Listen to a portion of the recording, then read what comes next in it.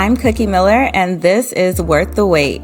Join me every week as I explore profound weight loss solutions beyond just diet and exercise, because a lifestyle change starts with changing your mind. This week's episode is sponsored by Cookie Miller Coaching, a holistic online weight loss coaching service that aims to help women who have 30 pounds or more to lose. This program is for the woman who has tried everything and is serious about making a lifestyle change. Visit apply.cookiemiller.com to book your free consultation call. We are enrolling new clients now and space is limited. What's up, guys? Welcome back to the Worth the Wait podcast. I am your host, Cookie Miller, and today's topic actually came from our Instagram, so make sure you're following us over on IG at Worth the Wait podcast, and you can definitely send us a DM or leave a comment with any topic suggestions or ideas that you may have, and who knows, your topic may be chosen for next week. Thank you to Katrina, who asked about dealing with food cravings after the gym. So let's get into it. So in order to really understand where our cravings are coming from, we first have to take a look at what we're eating day to day. So I'm going to give you guys some steps to get to the bottom of your post-gym food cravings. First things first, if you are not already tracking your food, you want to start with completing a diet recall from the past few days. Now, ideally, I'd like to see like a week worth of this, but if that's something that you can't recall, because I know sometimes it's hard to remember what you had for breakfast, right? So just go through like the first 3 to 5 days if you can and try to recall what you have. You can use an app like MyFitnessPal. You can just old school kind of write it down, but use something so that you can recall what your diet has been for the past few days.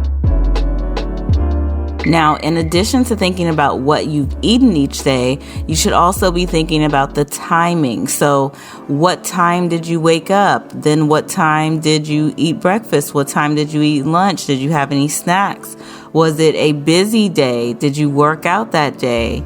If you did work out, was it a lifting workout or was it a cardio workout? How was your digestion? All of these different things you want to think about. And then what you can do is in MyFitnessPal, if that's what you choose to use, you can just scroll down to the bottom and add that to your notes. Or if you're just kind of writing it out, just write that somewhere because it's going to help you along the way. Your next step is to notice any patterns. Are you eating the same amount of food on workout days and on non-workout days? Are you noticing that you eat more or eat less on days that you work out? Or maybe you're noticing that you have cravings on days where you skip a meal or days where you maybe eat later in the day. You realize that you're starting to binge later in the day. Now, what each of these steps are doing is helping you to just have that level of awareness. A few podcasts ago, I talked about mindfulness and awareness for weight loss. Definitely go and check that episode out. But just asking yourself these questions about, are you noticing eating patterns? And first of all, how much are you eating and when are you eating? And are you eating the same on workout days as you do on non-workout days? Sometimes just that line of questioning will be enough for you to figure out exactly what you need to do. Now, if you are someone who falls in that category of maybe you're eating a little bit too late in the day for your first meal and then it's causing you to have these binge sessions at night, then something I found that has been helpful for clients and for me in the past, because that's something that I struggled with, is eating with the sun. And so thinking about eating 7 a.m. to 7 p.m. When you're not eating past 7 p.m., then you're a little less likely to really go overboard or go ham on the food. I know for me, anything that I was eating past, 7, 8, 9, the later that it got, it was the more snacky, easy to grab type of stuff. I'm up watching TV type of food. But usually pretty much at 7, I would say between 7 and 9, if we're being super realistic, is kind of when all of the good food has been eaten, and nothing good is happening really after 7 or after 9 p.m. as far as going to the fridge. So think about sticking with a schedule that helps you to eat with the sun. Step 3 is going to be to think about meal timing around your workouts. How soon before and after your workouts are you eating? So what I recommend is eating something solid like 30 minutes to an hour before you work out, especially when you're going to lift. With the cardio, a lot of people can get away with fasted cardio and things like that. But with the weightlifting, you really need that energy and you really need to have those calories to really help you to push through your workout and hit any PRs that you may be aiming for. Now, a lot of what you eat or the type of food you eat is going to depend on the individual.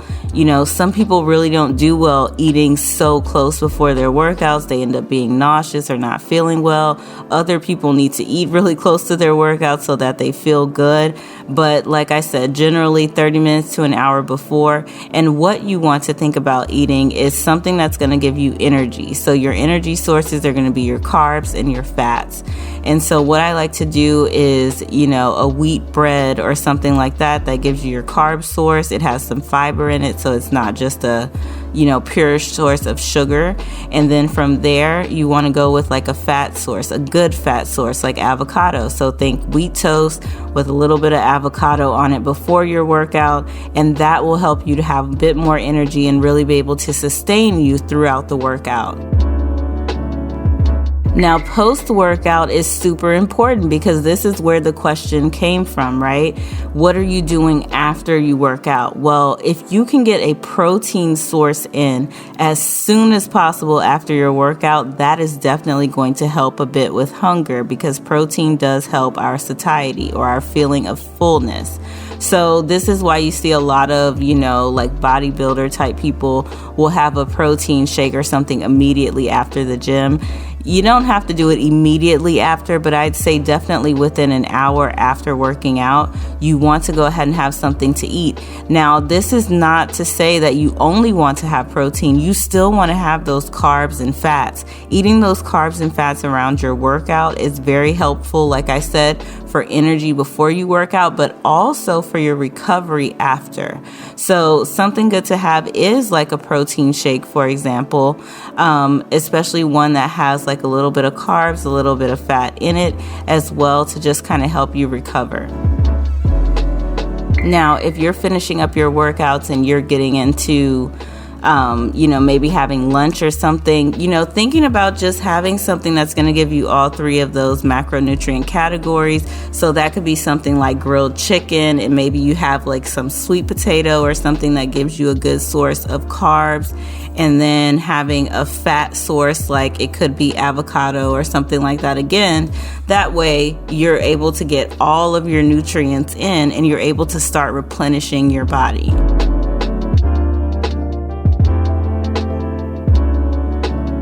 Now, I have saved the biggest and the best tip for last, okay? The weight loss industry has pushed 1,200 calories on women for so long. I know that it's so easy to fall into that 1,200 calorie trap. So if you're someone who's eating 1,200 calories, I can tell you almost without a doubt that is most definitely the problem if you're feeling very, very hungry after you work out. If you feel like you can only lose weight on 1,200 calories, just know that is not normal. Unless you're just a very small human, you're short, and maybe you're already pretty thin, and then you need to be thinking about recomping your body instead of, dieting, but that's a whole other podcast that we can maybe do in the future. But you should be able to lose weight in a healthy way at way more than 1,200 calories.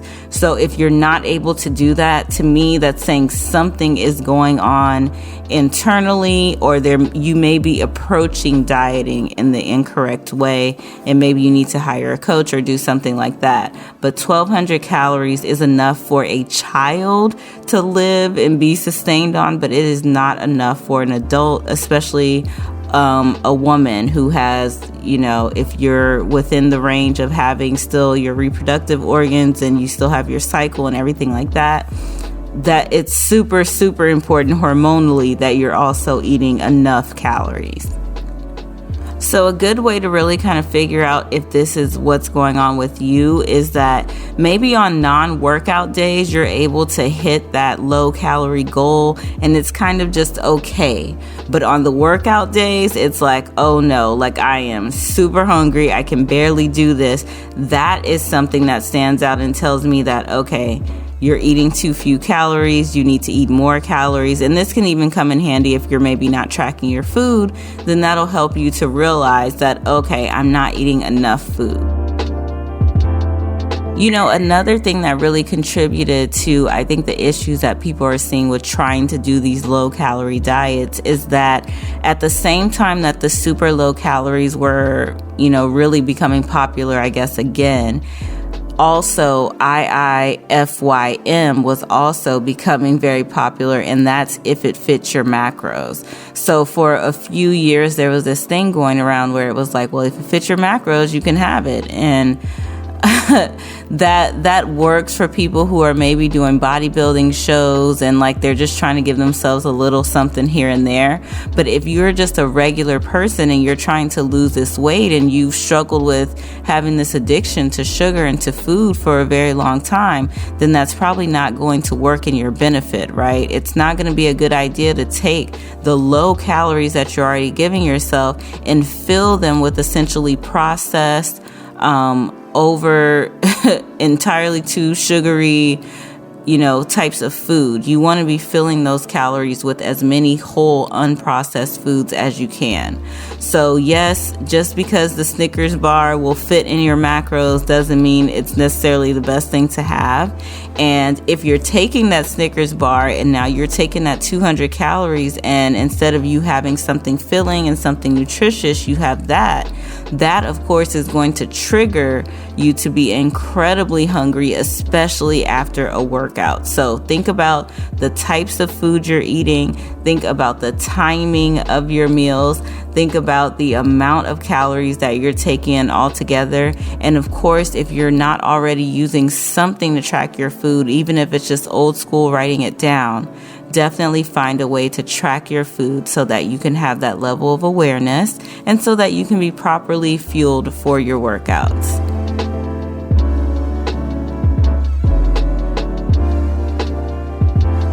Thank you guys so much for listening to this week's episode of Worth the Wait. I know this was a super short one, but I hope that helped out Katrina. And if you have any suggestions, please don't hesitate to reach out to us on Instagram at Worth the Wait Podcast. You can also follow me at Cookie Miller, and I will talk to you guys next time.